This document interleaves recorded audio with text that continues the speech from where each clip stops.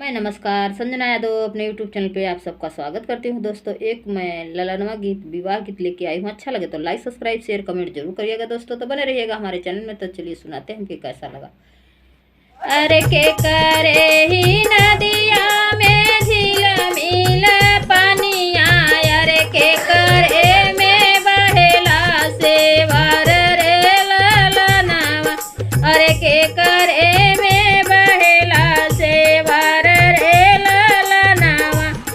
ससुरु के नदिया में झील मिल पानिया, अरे झील मिल पानिया, अरे जेठऊ में बहेला से वार रे ललनवा, अरे जेठऊ में बहेला से वार रे ललनवा। भैया के नदिया में पौड़े मछरिया, अरे पौड़े मछरिया, अरे के नहीं जलवा बिछावै रे ललनवा, अरे के नहीं जलवा बिछावै रे ललनवा।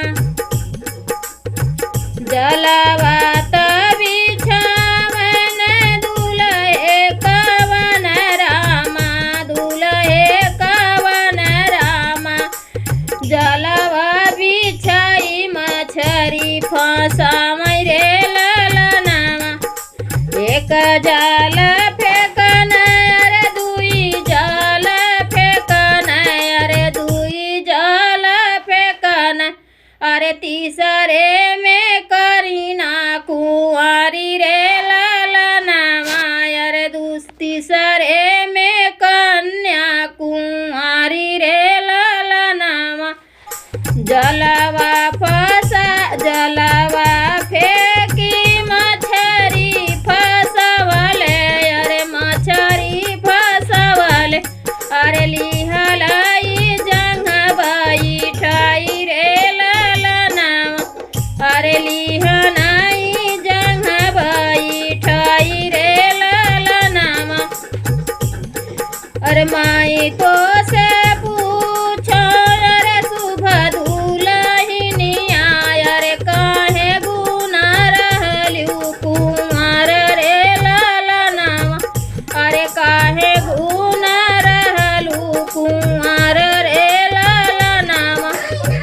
हमारा जे पापा स्वामी बहुत गरीबवा, अरे बहुत गरीबवा, अरे यही गुना रहली कुंवर रे ललनवा, अरे यही गुना रहली कुंवारी रे ललनवा। एतनी बचन सुनै भौजी कवन देई, भौजी कवन देई, अरे दुलहे से पूछैबत समुझाई रे ललनवा।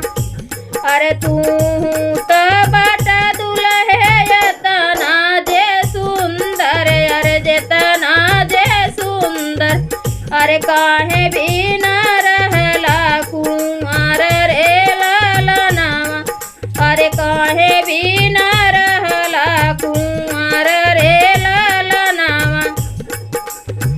हमारा जे बाबा भौजी करै खेत खरिहनवा, अरे करै खेत खरिहनवा, अरे वही गुना हम बटी कुंवर रे ललनवा, अरे वही गुना रहली कुंवर रे ललनवा। तो बाबा दोस्तों फिर मिलते हैं। अच्छा लगे तो लाइक सब्सक्राइब जरूर करिए।